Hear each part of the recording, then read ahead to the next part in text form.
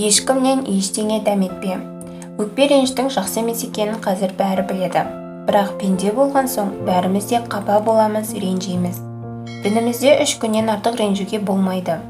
Ол өкпе реніштің соңын кекшілдікке, ерегіске, жанжалға, жауыздық пен дұшпандыққа ұластырмай, керісінше сондай жамандықтың алдын алу керек. Бірінші болып кешірім сұрау адамның кішіпейіл, мейірімді, адамгершілігі мол екенін көрсетеді. Ал өлсем де кешірмеспін деп ант су ішу бұл тәкаппарлықтың белгісі. Дегенмен жаңылмайтын жақ жоқ, сүрінбейтін тұяқ жоқ. Бәріміздің үлкенді кішілі бір ренішіміз болады. Тірі адам болған соң ештеңені көңілге алмай, мүлдем ренжімей жүру мүмкін де емес. Ал сол жанды қинаған, жүректе зіл батпан болып тұрған ренішті қалай жеңеміз? Ең алдымен реніштің бар екенін мойындау керек. Бұл басты шарты. Көп адам ренжімедім, еш ренішім жоқ деп тек ауызбен айтады да, шын мәнінде көңілінің түкпірінде кек сақтап тұрады.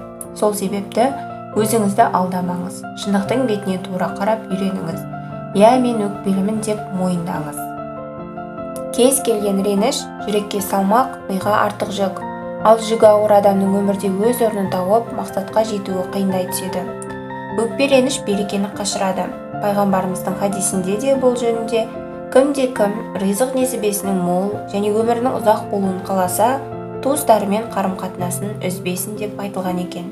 Демек, ағайын туыс, бауырға, туған туысқа өкпелеудің жөні жоқ. Қазақ туысы бірдің уысы бір деп бекер айтпаса керек.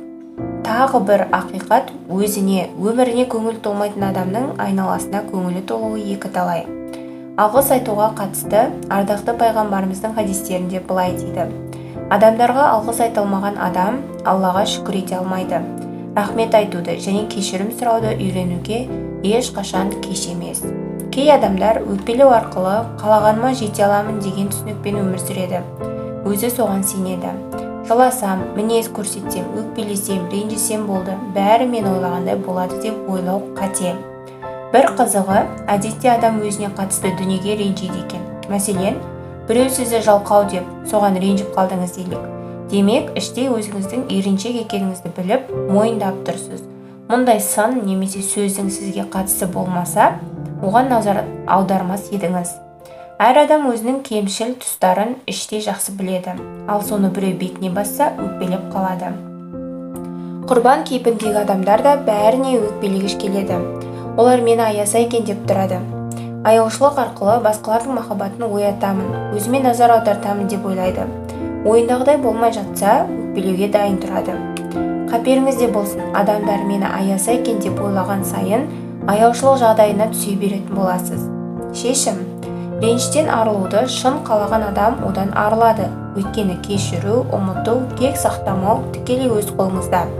Біреуді кешіру, өкпе реніштен арылу қолыңыздан келмей жатса, Алладан сұраңыз. Аллахым, жүрегімдегі дерттерден оңай, жеңіл аюғымды нәсіп етші, жүрегімдегі ренішті алып тасташы, мені ренжіткен адамдарды кешіру үшін маған күш берші, мені де, оларды да кешірші. Әумин деген дұға бар екенін біле жүріңіз. Сосын адамның өзіне емес, бір қылығына, әдетіне, әрекетіне, не сөзіне ренжитініңізді түсініңіз. Біреудің белгілі бір кемшілігіне ренжісеңіз, ол кемшілік өз бойыңыздан да табылуы мүмкін екенін ойлап қойыңыз.